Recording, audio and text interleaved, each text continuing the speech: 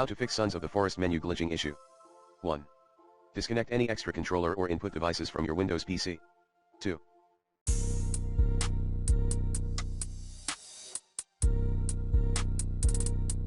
Fully charge your wireless mouse/controller, if any. For wired devices players.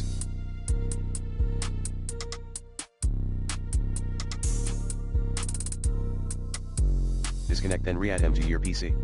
Note, keeping your USB ports free as many as you can. 3. Exit then restart the game.